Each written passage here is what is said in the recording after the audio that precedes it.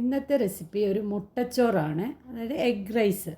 അത് എങ്ങനെ നമുക്ക് സിമ്പിളായിട്ട് വീട്ടിൽ തന്നെ ഉണ്ടാക്കാം. അതായത് മുട്ടയും നമുക്ക് ചോറും മാത്രം മതി അതിന്. അതെങ്ങനെ ഉണ്ടാക്കാമെന്ന് നമുക്ക് നോക്കാം. ആദ്യം ഒരു പാനിൽ 2 ടീസ്പൂൺ എണ്ണ, വെളിച്ചെണ്ണയാണ് ഒഴിക്കേണ്ടത്. വെളിച്ചെണ്ണ ഒഴിച്ചിട്ട് അതിലേക്ക് തരിയായിട്ട് അരിഞ്ഞ വെളുത്തുള്ളി നന്നായിട്ടും മൂക്കണം. അതിനുശേഷം 2 പച്ചമുളക് ഇട്ട് ഒന്നുകൂടി ഇളക്കി അത് മൂപ്പിക്കണം.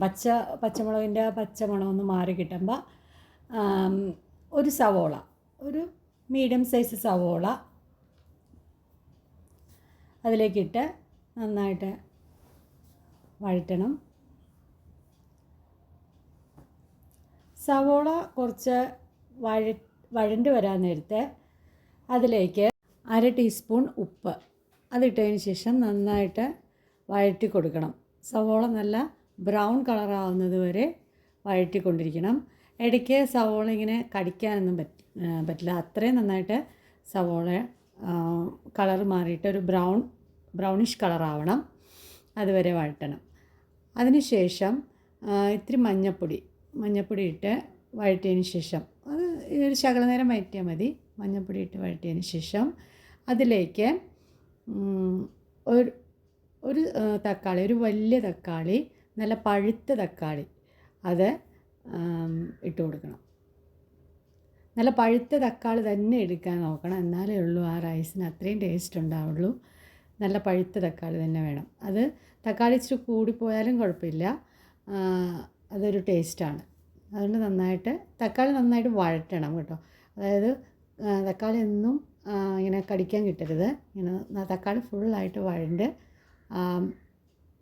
പിന്നെ സവോളയായിട്ട് നന്നായിട്ട് ഇതാവണം. അത് കഴിഞ്ഞ ശേഷം അതിൻ്റെ അകത്തേക്ക് ഒരു 1/2 ടീസ്പൂൺ കുരുമുളക് പൊടി, 1/2 ടീസ്പൂൺ മസാലപ്പൊടി, പിന്നെ 1 ടീസ്പൂൺ മുളക് പൊടി, ഇത്രയും ഇട്ടതിന് ശേഷം നന്നായിട്ട് അതിൻ്റെ പച്ചമണം മാറുന്ന വരെ നന്നായിട്ട് വഴറ്റിക്കൊണ്ടിരിക്കണം. നല്ലപോലെ വഴറ്റണം. എന്താണെന്ന് വെച്ചാൽ ആ കുരുമുളക് പൊടിയുടെയും മസാലപ്പൊടിയുടെയും മുളക് പൊടിയുടെയൊക്കെ ആ ഒരു കുത്തലും അതെല്ലാം മാറണം. എന്താണെന്ന് വെച്ചാൽ വേറെ കറിയൊന്നും നമ്മൾ ഈ പിന്നെ ചോറിന് നമ്മൾ കൂട്ടുന്നില്ലല്ലോ. ഇത് വേറെ സൈഡൊന്നും വേണ്ട. പിന്നെ ഒരു 2 മുട്ട, കോഴിമുട്ട അതെടുത്ത് അതിൻ്റെ അകത്തേക്ക് ഒരു 1/2 ടീസ്പൂൺ പാലും കൂടി ഒഴിച്ചിട്ട് നന്നായിട്ട് അടിച്ചതിന് ശേഷം ഇതിൻ്റെ അകത്തേക്ക് ഒഴിച്ചിട്ട് അത് നന്നായിട്ട് ചിക്കി ഇളക്കിയിട്ട് നല്ലോണം അത് വഴറ്റണം. സാധാരണ നമ്മൾ നോർമൽ മുട്ട ചിക്കുന്ന പോലെ തന്നെ നന്നായിട്ട് അത് പിന്നെ ചിക്കി എടുക്കണം. എന്ന് വെച്ചാൽ നമ്മൾ ഓൾറെഡി തക്കാളിയൊക്കെ ഇട്ടിട്ടുള്ള കാരണം നല്ലോണം ചിക്കിയില്ലെങ്കിൽ അത് നന്നായിട്ട് വേവത്തില്ല. അതുകൊണ്ട് നന്നായിട്ടത് ചിക്കണം.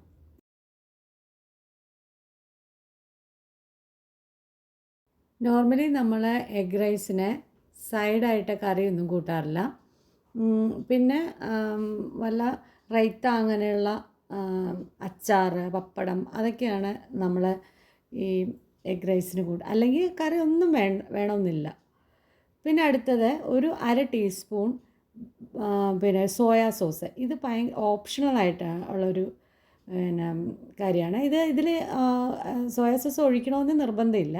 പക്ഷേ സോയാ സോസ് ഒഴിച്ചാൽ വേറൊരു ടേസ്റ്റാണ്. നമ്മൾ പിന്നെ ഒരു ചൈനീസ് ഡിഷിൻ്റെയൊക്കെ ഒരു ടേസ്റ്റ് വരും. പിന്നെ അത് കഴിഞ്ഞിട്ട് 2 കപ്പ് ചോറ്, അത് ഏത് ചോറാണെങ്കിലും കുഴപ്പമില്ല. കുത്തരി ചോറാണെങ്കിലോ അല്ലെങ്കിൽ വൈറ്റ് റൈസ് ആണെങ്കിലോ ഏതാണെങ്കിലും കുഴപ്പമില്ല. അത് ഒരു 2 കപ്പ് ഇടണം. അതായത് 2 മുട്ടയാണല്ലോ, വലിയ മുട്ടയാണ് ഞാൻ എടുത്തത്, അപ്പോൾ അതുകൊണ്ട് 2 കപ്പ്. പിന്നെ നിങ്ങൾക്ക് കൂടുതൽ മുട്ടയുടെ ടേസ്റ്റാണ് അല്ലെങ്കിൽ മുട്ടയാണ് വേണ്ടിയതെങ്കിൽ നിങ്ങൾ 1 കപ്പ് ഇട്ടാലും മതി. അപ്പോൾ അതിനനുസരിച്ച് നിങ്ങളുടെ ഇഷ്ടത്തിനനുസരിച്ച് 2 കപ്പ്. ഇപ്പോൾ ഞാൻ 2 കപ്പ് ആഡ് ചെയ്തിട്ടുണ്ട്. അതുകൊണ്ട് ഇത് കറക്റ്റാണ്. ഈ ഒരു മുട്ടയ്ക്ക് കറക്റ്റായിട്ടുള്ള റൈസാണ് ഇട്ടിരിക്കുന്നത്. അതിനുശേഷം നന്നായിട്ട് ഇളക്കിയതിന് ശേഷം ഒരു ഗാർണിഷല്ല, ഒരു മല്ലിയിലയുടെ ടേസ്റ്റ് അതും ഓപ്ഷണലാണ്. മല്ലിയില അല്ല, വേറെ എന്തെങ്കിലും ഇപ്പോൾ കറിവേപ്പിലയാണ് ഇഷ്ടമെങ്കിൽ അതിടാം. മല്ലിയിലയാണ് കുറച്ചുകൂടി നല്ലത്. എന്താണെന്ന് വെച്ചാൽ നമ്മളെ സോയാ സോസൊക്കെ ഒഴിച്ചിരിക്കുന്ന കാരണം മല്ലിയിലയാണ് കുറച്ചുകൂടി നല്ലത്. അപ്പോൾ മല്ലിയിലയും കൂടി ഇട്ടിട്ട് നന്നായിട്ട് ഇളക്കുക. പിന്നെ എന്നിട്ട് ജസ്റ്റ് ഒന്ന് എല്ലാം കൂടി ഒന്ന് മൂടി വെച്ചതിന് ശേഷം നമുക്കൊരു പ്ലേറ്റിലേക്ക് മാറ്റാം. അത്രയും ടേസ്റ്റാണ് ഇതിന്. വേറെ ഒരു, ഞാൻ പറഞ്ഞില്ല, വേറെ ഒരു കറി ആവശ്യമില്ല. അത്രയും ടേസ്റ്റായിട്ടുള്ളൊരു റൈസാണിത്. ഇത് പെട്ടെന്ന് ഈസി ആയിട്ട് തയ്യാറാക്കാൻ പറ്റിയതാണ്. എല്ലാവരും തയ്യാറാക്കി നോക്കുക.